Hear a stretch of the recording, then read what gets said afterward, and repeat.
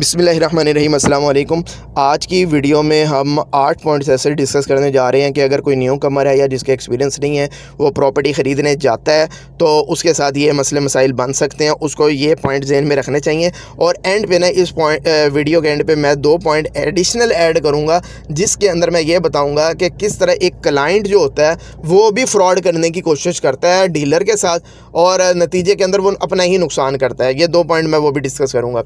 अच्छा जी, मैं 1 बाई 1 करके इसमें जो है ना मुख्तलिफ पॉइंट्स आपके सामने रखता हूँ। सबसे पहले तो मैं ये रखूँगा कि अगर आपको मार्केट से कोई बहुत ज़्यादा सस्ता प्लॉट मिल रहा है तो बहुत ज़्यादा मुहतात हो जाएँ। ज़्यादा लोग क्या करते हैं, मुख्तलिफ वेबसाइट पर जाके सर्च करते हैं, वहाँ पे प्लॉट्स आ रहे होते हैं और उनके नंबर भी आ रहे होते हैं। बंदा कहता है ये तो बहुत सस्ता प्लॉट है, उनको कॉन्टैक्ट करता है, आगे से वो फिर उसको लेके चल पड़ते हैं और इवन के वो मौके पे ज़मीन भी दिखा देते हैं, जनाब ये वाला प्लॉट है, अगर 70 लाख का प्लॉट है तो जनाब ये आपको 50 लाख का 52 लाख का मिल जाएगा। और पार्टी जो है उनको एमरजेंसी पैसे चाहिए, उन्होंने अभी कल ही बस फ्रांस निकल जाना है तो जल्दी से कर दें, डील कर दें, अभी शाम तक पैसे कर दें। पार्टियां तो और भी बहुत ज़्यादा लगी हुई हैं।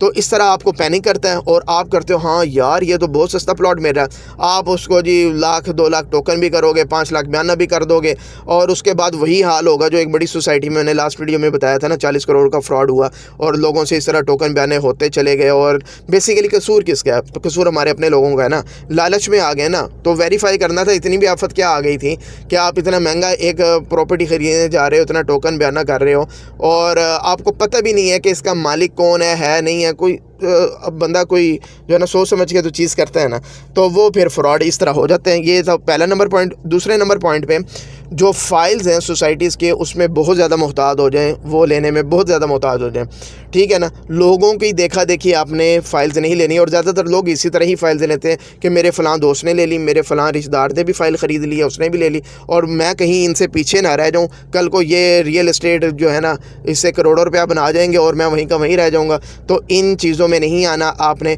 और कोई डीलर आपको अगर कहता है कि जनाब ये फ़ाइल ले लें, कल को डबल हो जाएगी या 6 महीने बाद, साल के बाद मैं ही आपसे डबल कीमत पे ये फ़ाइल ले लूँगा। और ये सारी फेक सोसाइटीज़ होती हैं जिनके पास ना ज़मीन होती है ना जिन्होंने कभी डेवलपमेंट करके देनी होती है। ऐसा कोई क्लेम करता है ना कि मुझे ही दे देना, मैं डबल आपको पैसे दे दूँगा, तो भाई उसे को अभी खुद ही रख लो, फिर कल को जब डबल हो जाएगी आपको ज़्यादा फ़ायदा हो जाएगा, आप मेरा क्यों फ़ायदा कर रहे हो। तो ऐसी किसी भी चीज़ में आपने नहीं फंसना। तीसरे नंबर पर जो अगर कोई रिश्तेदारों के थ्रू कोई अगर आप चीज़ परचेज़ कर रहे हो, और ज़्यादातर ये ओवरसीज़ के साथ होता है कि पाकिस्तान में उनके कोई रिश्तेदार कोई डीलर होता है या प्रॉपर्टी का थोड़ा बहुत नो हाउ होता है, तो हमारा मिजाज ऐसे ही है कि हम कहते हैं कि यार इसको बड़ी ज़्यादा समझ है प्रॉपर्टी की, यार मुझे एक ना दुकान तो ले दो, मुझे ये फ़लानी जगह तो ले दो, कोई प्लॉट ले दो, ये कर दो वो कर दो। अब उस बंदे को आपकी सारी फाइनेंशियल कंडीशन पता होती है, उसको पता होता है आपको 5-10 लाख का चूना लग भी गया ना तो छुरी ज़रा फेर भी दी तो आपको कोई फ़र्क नहीं पड़ने वाला। और हमारे पास जो केसेस आते हैं वो अक्सर ऐसे ही आते हैं और ज़्यादातर लोग रिश्तेदारों के ही डसे हुए होते हैं, ठीक है। तो आपने बहुत ज़्यादा मुताद होना, आप खुद सर्चिंग करो, खुद जो रियल एस्टेट एजेंट है, जो वो ऑफिस है, जो भी डेवलपर है, उसे आप खुद कांटेक्ट करके पूछ लो ना। आप रिश्तेदार को बीच में क्यों डाल रहे हो? मामू, चाचू, अंकल का बेटा, चाचू का बेटा, या मेरा फलाना कज़न या बचपन का मेरा दोस्त, ठीक है ना, हम इकट्ठे पढ़ते रहे हैं और मुझे ट्रस्ट है, वही सबसे ज़्यादा आपको छुरी फेर के निकल जाएगा, ठीक है। और ये और हो रही है और शायद आप में से अक्सर लोगों के साथ ये हो भी गया हो। अगर किसी के साथ ऐसा हुआ तो मुझे कमेंट में लाजमी बताइएगा।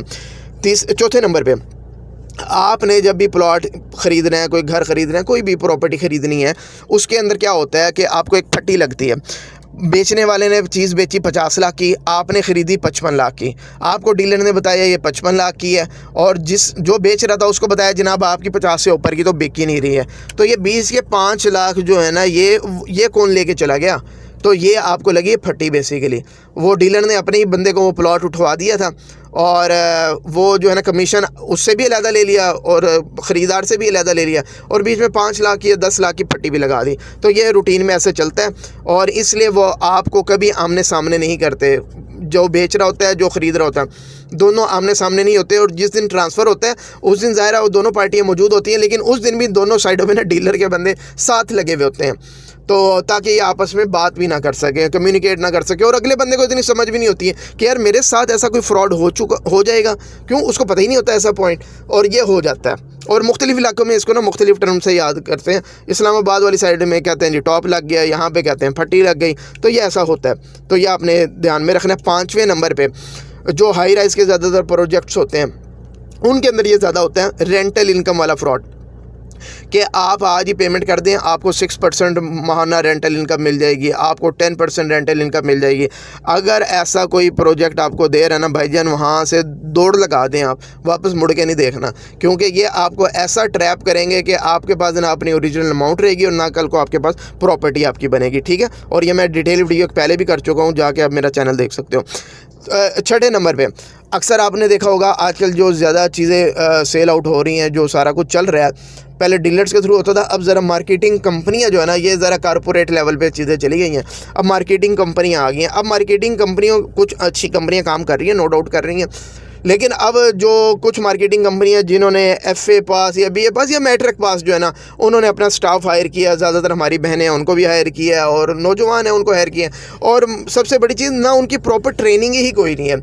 अब वो उनको बेचारों को क्या पता रियल एस्टेट का क्या है और इसका प्रोज एंड कॉन्स क्या है, इसमें अप्स एंड डाउन्स क्या है, उनको एनालिसिस करना आता है, उनको कंपैरिजन करना आता है, उनको कुछ भी नहीं बेचारों को पता। उनको बस एक नंबर, उनको लिस्ट पकड़ा दी है, जनाब ये हमारे पास लिस्ट लग गई है, लोगों की पोटेंशियल कस्टमर हो सकते हैं, बस वो दिन रात इनको फ़ोन पे फ़ोन करो और इनके नाक में दम कर दो। और एक मैं एग्जांपल देता हूँ, ये लाहौर की एक सोसाइटी में डील लॉन्च हुई है 25-45 प्लॉट की, ठीक है ना, जिसका टोटल साइज़ बनेगा 1125 स्क्वायर फुट। ठीक है, अच्छा, उसके अंदर कुछ प्लॉट थे 30 रुपये 40 के, जिनका एरिया बनता है 1200 स्क्वायर फुट। ठीक है, अब मेरे इन्वेस्टर ही हैं ये, उन्होंने मुझे स्टोरी सुनाई है और वो शायद आप सुन भी रहे होंगे। तो अब कुछ प्लॉट हैं 25-45 के, कुछ हैं 30-40 के। अब इन साहब ने उनसे पूछा कि जनाब ये जो 30-40 के प्लॉट हैं, इसमें जो एक्स्ट्रा लैंड आ रही है, तो इसका क्या स्टेटस होगा, इसके मुझे अलहदा पैसे देने पड़ेंगे? तो आगे एक माशाल्लाह खातून थी, उन्होंने कहा एक्स्ट्रा लैंड तो इसमें है ही नहीं।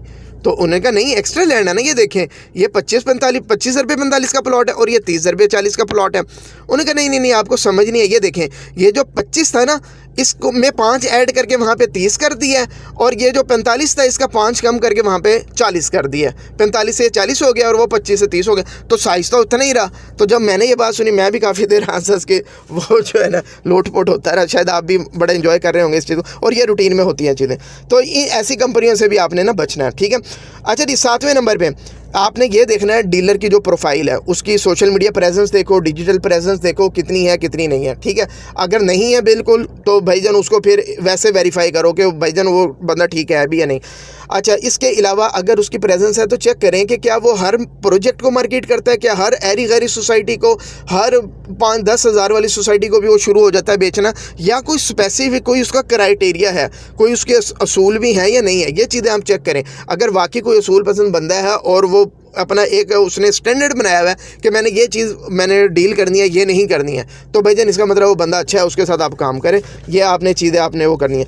अच्छा, 8वें नंबर पे किसी प्रोजेक्ट में आप देखो डिस्काउंट पॉलिसियाँ आ गई हैं, आप उसको बारे में जो है ना फ़ौरन आपका दिमाग जो है ना ऑन हो जाना चाहिए कि जो डिस्काउंट पॉलिसी उसी में आएगी जिसका काम नहीं चल रहा है। कि जी 5% आपको डिस्काउंट दे देते हैं, 10% दे देते हैं, इतने % डिस्काउंट दे देते हैं, हमारी चीज़ ख़रीद लो। तो भाईजान आपने वो चीज़ नहीं ख़रीदनी। क्यों? वो आपका ओरिजिनल पैसा सारा डूब जाएगा। ये 8 पॉइंट्स इनको आपने ज़हन में रखना है।